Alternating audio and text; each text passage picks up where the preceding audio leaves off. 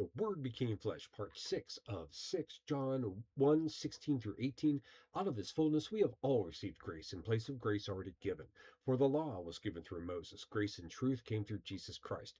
No one has ever seen God but the one and only Son, who is himself God and is in closest relationship with the Father, has made him known.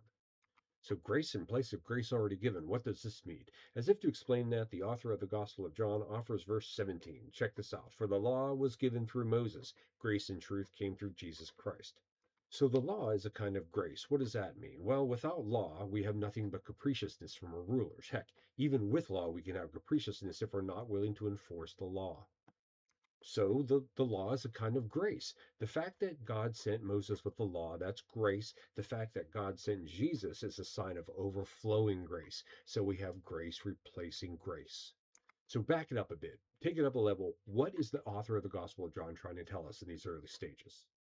Well, what we've seen is that Jesus has been said to be two things operating in the mode of something else, so to speak. Jesus is the Word made flesh, and he's the life made light. The author of the gospel is pointing to two essences of Jesus, word and life, and then two implementations of those essences, flesh and light. The implementations are created, and as we know with all created things, those came through Jesus. And I think that's the hint as to how we should look at and interpret these verses, because Jesus has a third essence, God.